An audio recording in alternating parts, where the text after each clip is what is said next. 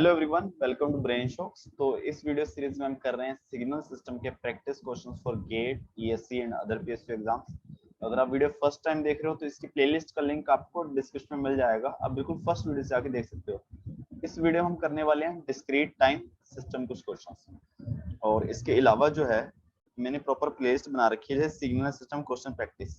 इसमें आपको different playlist मिल जाएंगे। लाइक ये पूरी सिग्नल सिस्टम की है कि जो बिल्कुल फर्स्ट टॉपिक से चल रही है। इसमें टॉपिक वाइज हो गया, जैसे continuous time signals, continuous time system, discrete time signals और डिस्क्रीट टाइम सिग्नल्स, ऐसे बनती जाएंगी प्लेलिस्ट। और गेट प्रीवियस ईयर की प्लेलिस्ट बना रखी है और कुछ अदर पीएसयू एग्जाम के कुछ प्रीवियस ईयर की। ठीक है, तो आप जाके चेकआउट कर सकते हो। फर्स्ट क्वेश्चन है कि the unit impulse response of discrete time system is minus ए की power N you of N. If A is equal to 1 then unit step responses. देखो मतलब एक्स एच एन क्या है हमारे पास, वह है माइनस ए की power N you of n, और एक्स ऑफ एन क्या है, u n. Unit step response पूछा ना, तो इनपुट क्या है, स्टेप। और हमें फाइंड क्या करना है, ए की वैल्यू 1 है तो ए की वैल्यू 1 पुट कर देता हूँ, माइनस 1 की power N you of n. ठीक है, और हमें पूछा क्या है, वाई ऑफ 2 पूछा है। ठीक है, इसको जहाँ पर हम डायरेक्ट फॉर्मूला लगाएं कॉन्वोल्यूशन का, यहाँ पर हमने जो ग्राफिकल मेथड से टेक्निक बनाई थी, अगर आपने लास्ट लेक्चर देखे हो तो देखा जाए अगर एच एन क्या है, किसके इक्वल है, मैं यहीं पे बना देता हूँ। चलो 0 पुट करूंगा तो 1 आ जाएगा, फिर -1, फिर 1, फिर -1, फिर 1, इतना काफी है, ऐसे चलता जाएगा। और स्टार्ट यहाँ से हो रहा है। ठीक है, सिमिलरली एक्स एन क्या है, 1 1 1 1 1। ठीक है, इस तरीके से चला जा रहा है। यहाँ पे क्या है, ठीक है। अभी अगर आपने लास्ट वीडियोस देखी हो, अगर मुझे किसी भी पॉइंट पे फाइंड करना है तो वो सबसे इजी होता है। तो उसमें मैं क्या करता हूँ, एक सिग्नल में वैसे का वैसे लिखता हूँ, तो मैं इसमें एच एन को वैसा का वैसा लिख देता हूँ। मैंने लिखा एच ऑफ एन। ठीक है, यू आर माइनस सॉरी 1 -1 1 -1 1 -1, और ये है 0 पे। ठीक है, मतलब 0 1 2 3 4 5। ठीक है, अब मुझे क्या फाइंड करना है, y ऑफ 2। तो मैं 2 के नीचे ये x 0 वाला लिखूंगा, ये 2 के नीचे लिख लिया मैंने। ठीक है, और बाकी को रिवर्स कर दूंगा। लाइक पहले 1 इस तरह के हैं, इस साइड आ जाए। ठीक है, तो ये मेरा आ जाता है x ऑफ 2 माइनस एन। ठीक है, ये तो इसी का तो हमें मल्टीप्लाई करना है y ऑफ 2 के लिए। तो इन दोनों को मल्टीप्लाई करिए, देखो 1 इंटू 1 मेरा y ऑफ 2 जो आ जाएगा, 1 इंटू 1 1, आगे -1 इंटू 1 -1, प्लस 1 इंटू 1 1, तो आ जाएगा 1। y ऑफ 2 की वैल्यू हो जाएगी 1। ठीक है, तो इस अगर आपको मतलब सिग्नल बनाने में दिक्कत होती है तो ये सबसे सही मेथड है। ठीक है, नेक्स्ट क्वेश्चन है, the impulse response of system is hn is equal to a की power n un। What is the condition for system to be bounded input bounded output stable, है ना। Bounded input output stable condition क्या होती है कि जो summation है h of n का, मोड माइनस इनफाइनाइट से इनफाइनाइट, वो बाउंडेड होना चाहिए, वो लेस देन फाइनाइट होना चाहिए। ठीक है, इसका मतलब क्या है, जो समीशन है a की power n u of n, ठीक है, माइनस इनफाइनाइट से इनफाइनाइट मोड, तो ये आ जाएगा 0 से इनफाइनाइट a की पावर n।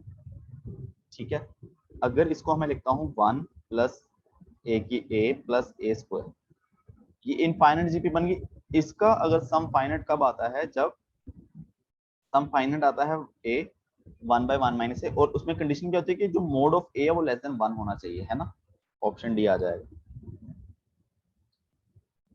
और वैसे भी हमें पता है कि अगर मान लो एच एन है, 0 स्टार्ट हो रहा है, पहले a है, सॉरी पहले 1 है, फिर बाद में a, फिर a स्क्वायर। अगर a की वैल्यू 1 से कम होगी तभी तो डिक्रीज करता जाएगा, इसका सम फाइनाइट आएगा। अगर a ग्रेटर देन 1 हो जाएगा तो पहले 1 आएगा, सॉरी a की वैल्यू मान लो 2 है, पहले 1 आएगा, फिर 2 आएगा, फिर 4 आएगा, फिर 8 आएगा। तो वो तो समीशन इनफाइनाइट आएगा ही नहीं उसका, ठीक है, तो ऑप्शन आ जाएगा इसका डी। नेक्स्ट क्वेश्चन है the impulse response of A discrete time LTI system UN, the system is, देखो इम्पल्स रिस्पांस हमें दिया है U ऑफ n, तो क्या इसका समीशन फाइनाइट आएगा? तो ये तो 1 + 1 + 1 कितने बार, इनफाइनाइट टाइम से, तो इनफाइनाइट हो जाएगा, ठीक है। तो इसका जो समीशन है वो फाइनाइट नहीं आ रहा, तो इसलिए क्या हो जाएगा, अनस्टेबल हो जाएगा in sense of bounded input bounded output, है ना। Bounded input bounded output sense क्या होती है कि अगर किसी सिस्टम को मैं बाउंडेड इनपुट दे रहा हूं तो मेरी आउटपुट बाउंडेड ही होनी चाहिए, तब जाके वो स्टेबल होगा। अगर बाउंडेड इनपुट के लिए अनबाउंडेड आउटपुट आ गई तो अनस्टेबल हो जाएगा।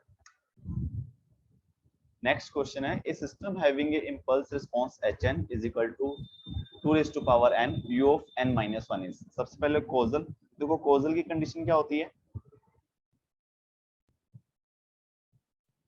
कॉजल कंडीशन होती है कि जो h of n है वो इक्वल टू 0 होना चाहिए n लेस देन 0 के लिए, n की नेगेटिव वैल्यू के लिए कोई वैल्यू नहीं, 0 होना चाहिए hn। देखा जाए अगर ये सिग्नल है UN-1, ये कहां से स्टार्ट होगा, n इज इक्वल टू 1 पे, 1 2 3 4, तो नेगेटिव वैल्यू पे तो है ही नहीं, तो इसलिए कॉजल ही आएगा, ठीक है। तो ऑप्शन बी और डी खत्म हो गए। और फिर इसकी वैल्यू चेक करो, इसकी वैल्यू आएगी 1 पे 2 है, सॉरी हाँ 0 पे है ही नहीं सिग्नल, 1 पे वैल्यू 2 हो जाएगी, फिर 4 आ जाएगा, फिर 8 आ जाएगा, फिर 16 अप टू, तो इसका जो है समीशन सम वैल्यू करूंगा वो तो फाइनाइट है ही नहीं, तो ये क्या आ जाएगा, अनस्टेबल, कॉजल बट अनस्टेबल, ठीक है। ये जो आ जाएगा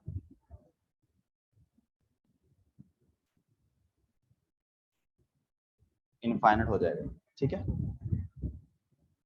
नेक्स्ट क्वेश्चन है discrete time system is described by impulse response given as, causal, causal है बिकॉज ये n इज इक्वल टू 0 से स्टार्ट हो रहा है, 0 1 2 3, तो यस कॉजल तो है,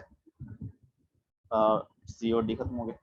और प्लस अगर वैल्यूज चेक करे जाएं 0.4 की पावर n, तो इसकी जैसे अगर 0 पे वैल्यू देखी जाए इसकी 1 आ जाएगी,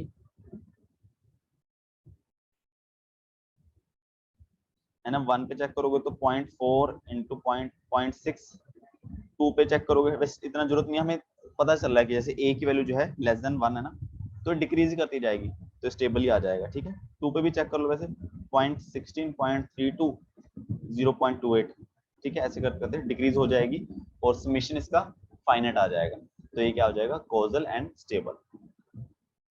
नेक्स्ट क्वेश्चन है discrete time LTI system is non causal if impulse response, तो इंपल्स रिस्पांस n की नेगेटिव वैल्यू के लिए क्या होना चाहिए, 0 होना चाहिए, तब कॉजल होगा, अदरवाइज नॉन कॉजल। ए में देखा जाए UN-2, ये 2 से स्टार्ट होगा, 2 3 4 5, u ऑफ n ये 0 से स्टार्ट होगा, 0 1 2 3, ये भी नेगेटिव वैल्यू के लिए 0 आ जाएगा, u ऑफ n आ गया, देखो u ऑफ n+2 आ गया, ये n is equal to greater than -2 के लिए नॉन जीरो होगा, मतलब minus n is equal to -2 -1 के लिए इसकी कोई ना कोई वैल्यू आ गई ना, 0 के इक्वल नहीं है, तो ऑप्शन डी। नेक्स्ट क्वेश्चन है two discrete time system S1 S2, तो हमें कॉजल स्टेबल बताना, देखो S1 में क्या है, जो Hn है e⁻²⁻2 मोड n है, इसका मतलब ये n की नेगेटिव वैल्यू के लिए इसकी वैल्यूज हैं, तो सबसे पहले ये क्या होगा, नॉन कॉजल हो गया, ठीक है। बट अगर हम वैल्यूज चेक करें इसकी कि वैल्यूज देखो n इज इक्वल टू 0 पे e⁻0 तो 1 आ जाएगा, ठीक है। n इज इक्वल टू +1 और -1 पे दोनों पे e⁻², मतलब e⁻² कम आ जाएगा 1 से, ठीक है। n इज इक्वल टू 2 के लिए, 2 और -2 दोनों के लिए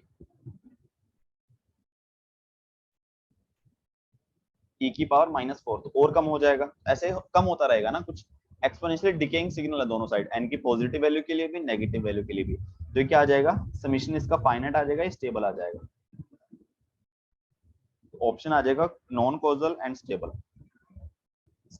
option 2, sorry S1 is stable, हाँ 2 सही है, तो मतलब 1 A एंड C खत्म हो गए। S2 की बात करी जाए, 2 की power n u of n-1, सबसे पहले तो ये n इज इक्वल टू 1 से स्टार्ट हो रहा है, 1 2 3 4, तो ये तो कॉजल आ जाएगा, ठीक है। बट क्या होगा, 2 की पावर n है, मतलब 2 4 8 16, तो ये क्या आ जाएगा, अनस्टेबल आ जाएगा, बिकॉज इसका समीशन फाइनाइट नहीं आएगा। तो ये आ जाएगा 3 सही है, तो आंसर आ जाएगा डी। ठीक है, नेक्स्ट क्वेश्चन है discrete time system is characterized by yn is equal to x square n minus x n minus 1 x n plus 1 which of the following true. पहले लीनियर की बात करते हैं, तो ये सबसे पहले नॉन लीनियर आ जाएगा, बिकॉज इनपुट का स्क्वायर है, तो लीनियर की बात ही खत्म होगी। फिर टाइम इनवेरिएंट की अगर बात की जाए, कहीं भी इनपुट के बाहर n का फंक्शन नहीं है, ना ही इनपुट में n को हमने स्क्वायर किया है या किसी कांस्टेंट से मल्टीप्लाई किया या माइनस से मल्टीप्लाई किया है कहीं भी। ठीक है, तो ये टाइम इनवेरिएंट भी है, non linear time invariant, but ये नॉन कोजल है, बिकॉज यहाँ पे क्या है, कोजल में क्या होता है कि जो हमारा आउटपुट है हमेशा पास्ट या फिर प्रेजेंट इनपुट डिपेंड करे। यहाँ पे क्या होगा, देखो फ्यूचर आ गया ना, ये चीज अगर मुझे y0 की वैल्यू फाइंड करनी है, y1 की वैल्यू फाइंड करनी है, वो आ जाएगी x square 1 minus x of 0 and x of 2। तो यहाँ पे फ्यूचर इनपुट आ गई ना, तो क्या आएगा, नॉन कोजल आएगा।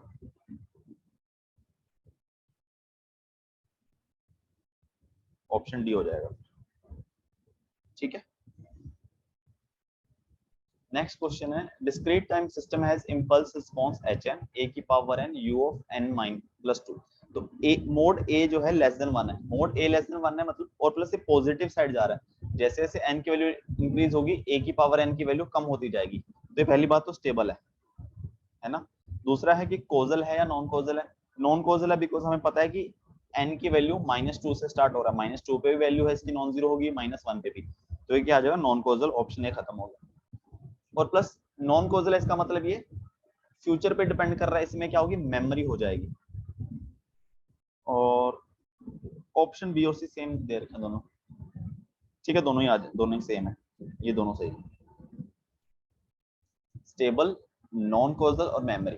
ठीक है, नेक्स्ट क्वेश्चन है define a system defined by yn is equal to summation k is equal to minus infinite to n xk is example of invertible, memoryless, non invertible, averaging. देखो invertible non invertible दोनों आ गए option में, मतलब ए और सी में ही होने वाला option. ठीक है, या तो होगा या नहीं होगा। मेमोरीलेस, मेमोरी कैसे है, अगर देखा जाए तो वाई एन जो है वो किसके इक्वल है, अगर मैं एन की वैल्यू पुट करूं, पहले अपर लिमिट पुट कर दूं x n plus x of n minus 1 up to so on, तो देखो मेमोरी आ गई ना कि पास्ट इनपुट पे डिपेंड कर रहा है। अब बात करते हैं इन्वर्टेबल नॉन इन्वर्टेबल की। इन्वर्टेबल सिस्टम क्या होता है कि अगर मैं किस सिस्टम में इनपुट देता हूं, मेरे एक्स एन, आउटपुट आती है वाई एन, तो क्या मेरे पास एक ऐसा सिस्टम एग्जिस्ट करता है जो उस सिस्टम का इन्वर्टेबल हो, जो मेरा वाई एन से दोबारा एक्स एन बना दे। ठीक है, तो ये समीशन है, तो समीशन का इन्वर्टेबल सिस्टम होता है। ठीक है, अप टू एन है, तो अगर मुझे एक्स एन बनाना है, वो बनता है मेरा y of n minus y of n minus 1। ठीक है, ये एक्स एन के इक्वल आ जाएगा, चेक कर लेना कि ये माइनस इनफाइनाइट से एन एक्स ऑफ एन के इक्वल आएगा, एक्स ऑफ के सॉरी, है ना, k is equal to minus k is equal to minus infinite to n minus 1 x of k। ठीक है, जब हम दोनों माइनस करेंगे, इसमें कौन सी वैल्यू है, k is equal to infinite to लेके n तक, और माइनस करेंगे यहाँ पे कौन सी वैल्यू है, x की k की वैल्यू माइनस इनफाइनाइट से n माइनस 1 तक, तो n माइनस 1 वाली सारी वैल्यूज कैंसिल हो जाएंगी आपस में, ओनली क्या बचेगी, x ऑफ n वाली वैल्यू बचेगी। ठीक है, तो आ गया ना, तो ये क्या हो गया, इन्वर्टेबल सिस्टम हो गया। लास्ट क्वेश्चन इस वीडियो का, the input output relationship for a causal system is described by following difference equation, है ना, हमने इनपुट आउटपुट रिलेशन को डिफाइन किया, कॉजल सिस्टम बोला है ना, देखो कॉजल ही बोला, and alpha and beta same some constant if the system impulse response hn and summation of hn is 1, है ना, 1 दिया है, अल्फा प्लस बीटा इज, तो अगर मैं इंपल्स रिस्पांस क्या होता है, अगर मैं इनपुट को इंपल्स देता हूं तो आउटपुट क्या आती है, इंपल्स रिस्पांस। अगर मेरा एक्स एन जो है, अगर मैं इंपल्स दे दूंगा वाई ऑफ एन, तब मेरा आउटपुट क्या आएगा, एच ऑफ एन, है ना, ये तो होता है इंपल्स रिस्पांस। तो इसका मतलब मैं एक्स एन को वो देता हूँ यूनिट इंपल्स, तो वाई हो जाएगा H of N.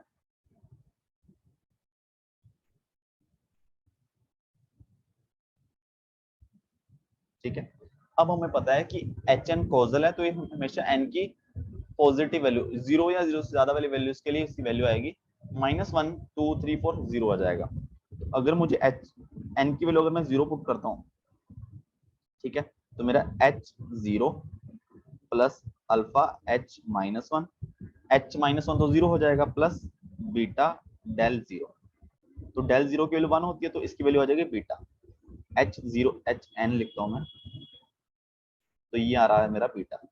Similarly n is equal to मैं 1 पुट करूंगा तो मेरा h1 किसके इक्वल आएगा, alpha into h0 plus beta del 1, del 1 तो 0 आ जाएगा, h0 बीटा है तो इसकी वैल्यू आएगी अल्फा इंटू बीटा, ये आ जाएगा alpha into beta. Similarly n is equal to 2 पे ये आ जाएगा alpha h1 plus beta del of 2। देखो इसका तो कोई सिग्निफिकेंस बचता ही नहीं है, क्योंकि डेल अगर मैं n की कोई वैल्यू पुट करूंगा अभी, डेल वाला पार्ट तो 0 ही आने वाला है, और यही का मतलब है, मतलब और यहाँ पे क्या हो रहा है, अल्फा मल्टीप्लाई हो रहा है प्रीवियस वैल्यू से, बस यही हो रहा है। तो ये वैल्यू क्यों क्या किसके इक्वल आ गई, alpha square alpha into alpha beta, alpha square beta. Similarly अगली वैल्यू अल्फा क्यूब बीटा, ऐसे ही चलता जाएगा। तो अगर मुझे इसका समीशन करना है ना, सारी वैल्यूज का सम करना है जो कि हमें दिया हुआ है, हमें दिया है summation n is equal to 0 to infinite h of n is equal to 1 दिया है, और वैसे ही किसके इक्वल है, beta plus alpha beta plus alpha square beta plus alpha cube beta up to infinite. Beta अगर मैं कांस्टेंट निकालूंगा बाहर, कॉमन निकालूंगा, 1 plus alpha square plus alpha cube up to infinite is equal to 1। अब obviously अगर इसका सम finite आ रहा है तो अल्फा की वैल्यू लेस देन 1 ही होगी, ठीक है, इसमें मेंशन कर, और ये इनफाइनाइट जीपी बन गई, इसकी वैल्यू हो जाएगी 1 by 1 minus alpha is equal to 1। 1 minus alpha उधर जाके मल्टीप्लाई कर दूंगा, मेरे पास आएगा beta is equal to 1 minus alpha, और यहाँ से अल्फा इधर ले आऊंगा, alpha plus beta is equal to 1। ठीक है, ऑप्शन ऑप्शन तो है नहीं, आंसर आ जाएगा। ठीक है, इसको आप z ट्रांसफॉर्म बेस से भी कर सकते हैं। जैसे z ट्रांसफॉर्म में पता है कि अगर मैं दोनों इसका बोथ साइड z ट्रांसफॉर्म ले लूं, मेरे पास आएगा y ऑफ z, ठीक है, alpha z inverse y of z plus beta x of z। ठीक है, यहाँ से मेरे पास y of z divide by x of z, ये किसके इक्वल होता है, h ऑफ z के, वो किसके इक्वल आ जाएगा, beta divide by 1 minus alpha. और h ऑफ z जो है किसके इक्वल होता है, हमें पता है, summation h of n z transform z की पावर माइनस n, 0 से इनफाइनाइट। ठीक है, अगर मैं सॉरी अल्फा z इनवर्स, ठीक है, इसके इक्वल आ गया।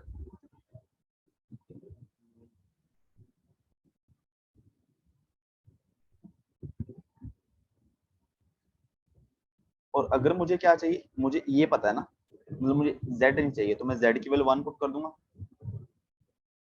h की वैल्यू 1, इसमें z की वैल्यू 1 पुट कर दी, ये आएगा beta divide by 1 minus alpha, और ये आ जाएगा summation 0 to infinite h of n, है ना, z की वैल्यू 1 पुट कर दी जो कि इक्वल है 1, तो सेम चीज आ गई।